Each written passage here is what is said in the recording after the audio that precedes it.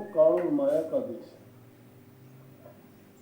मन अपना खेल खेलता है, माया प्रपंच रचती है, जीव बेचारा उन दोनों के बीच में भूल जाता है।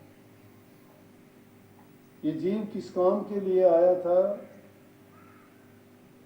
इसको पता नहीं है। अगर कोई बताने वाला आता भी है तो एक बार में दो बार में इसको समझ नहीं आती, और उसकी समझ में ना आने का कारण है इसका कर्म फल। हम जो भी हैं ये तो समझ इंसान के रूप में जब जीव आता है तो समझ में आती है।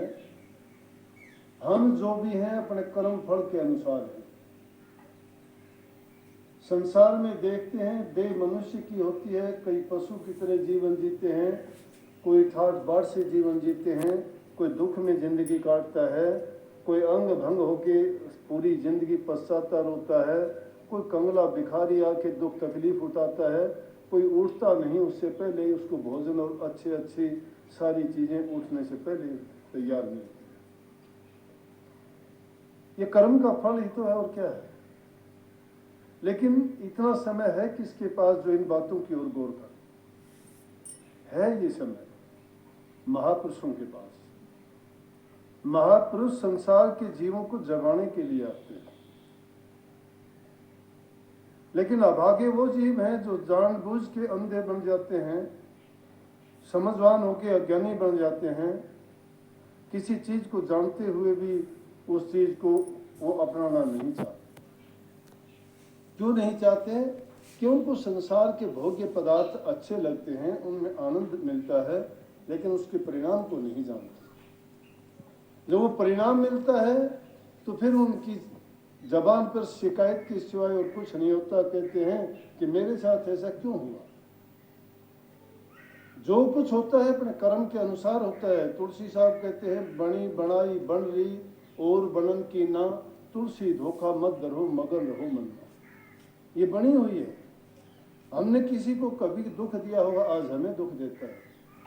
हमने किसी को पहले सुख दिया होगा, आज हमें सुख देता है। किसी का कोई काम पिछले जन्मों का अधूरा रह गया होगा, अब पूरा करने के लिए आए। इतिहास गवाह है इस बात का कि जो इंसान जैसा कर्म करता है, कर्म के अनुसार वो उसका प्रारब्ध बन के, उसका भविष्य बन के उसके सामने आ जाता है। रामचंद्र जी के बारे में हम सब जानते हैं, सब ने रामायण सुन रखी है। लेकिन अगर गौर करके देखें तो रामचंद्र जी ने बाली को छिप के तीर चलाया था और उसके कारण उसके प्राण हर लिए थे। अगले जन्म में जब रामचंद्र जी कृष्ण जी के रूप में आए और बाली था, वो बाली भील बन के आया, और उसी बाली भील ने जब कृष्ण के प्राण अंत किए तो वो बाद में उसके पता चला कि वो हिरण के धोखे में उसने तीर चलाया और वो कृष्ण जी के पांव में लगा जहां उसके पैर में पद्म था। वो मृग की आंख की तरह से चमकता दिखाई दिया। भील ने सोचा कोई हिरण बैठा हुआ है, तीर उसमें लगा, लगते ही आ की आवाज निकाली तो उसने सोचा ये तो अनर्थ हुआ, किसी आदमी को लगा। कृष्ण जी के पास जाके भील कहने लगा, उस भील का नाम भी बाली था, कहने लगा जी क्षमा करो, मेरे से बहुत बड़ी गलती हो। क्योंकि श्री कृष्ण जी युग पुरुष थे। आज तक उनको हम परमात्मा रूप में पूजते हैं, भगवान के रूप में पूजते हैं। अनेक धर्म उनके नाम से चले हुए हैं। हमारे देश में बहुत उनका सम्मान और उनको हर हिस्से में पूजा जाता है, भगवान रूप मान। वही कृष्ण जी उनको कहते हैं कि कोई बात नहीं, तेरा कसूर नहीं, मेरा अपना कर्म था। कहने लगे जी आपका कर्म कि पिछले जन्म में मैं राम के रूप में था और तू बाली के रूप में था। मैंने तुझे छिपके तीर मारा था, अब तेरे से भी छिपके तीर लग गया। तो ये कर्म का खेल बड़ा लंबा चौड़ा है, ये टूटता नहीं, इसकी श्रृंखला चलती रहती है। इसीलिए इंसान का जब जन्म लेता है तो महापुरुष को चेताते हैं कि भाई कि अब तो सोच समझ के चाल, भूल में बनी सो बनी। जो हमने अनजान पने में गलतियां हुई हैं, भूल हुई हैं, पिछले जन्मों में हुई हैं, जिस किस तरह जो भी कर्म किए हैं, वो भूल में हुए हैं, लेकिन आज इंसान के रूप में हम भूले हुए नहीं। इंसान को समझ है, ये भूत भविष्य और वर्तमान की तीनों काल की अगर जानना चाहे तो जान सकता है। भूत में जो किए थे हमें उस कर्मफल को भोग रहे हैं, आज जो करेंगे वो भविष्य में हमें भोगना पड़ेगा।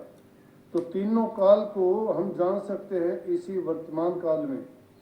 तो इंसान रूप में जब इन चीज़ों को जान सकते हैं तो फिर उस कर्म के लिए पीछे जो कि उस गलती को ना दोहरा के अपने भविष्य को बनाने का अगर हम प्रयत्न करें, हमारा भविष्य उज्जवल हो सकता है। और उसमें सहायक क्या चीज़ होगी, क्योंकि पिछले कर्म जो किए हैं उस कर्म फल को भोगने के लिए मजबूर हैं, लेकिन उसकी एक दवा है। वो दवा खोज निकाली संतों ने, महापुरुषों ने, कि प्रभु के नाम के सुमन से बड़े बड़े पाप धुल जाते। इसलिए उन्होंने वसीला बताया, नाम का नाम से बढ़ के कोई दवा दारू नहीं है जो इंसान के तीनों तापों को मेट देती है, देहिक, देविक और आध्यात्मिक। जितने भी इसके कर्म हैं, चाहे शरीर के हैं, चाहे मन के हैं, चाहे आत्मा के, सब रोगों की दवाई प्रभु के नाम में है। लेकिन वो कैसे होगी, वो करनी का फल है, बुद्धि का खेल नहीं है कहीं भी। बुद्धि में जो चतुराई आएगी, तर्क वितर्क होंगे, बातचीत होगी, लेकिन उनमें मिलना जाना कुछ नहीं है।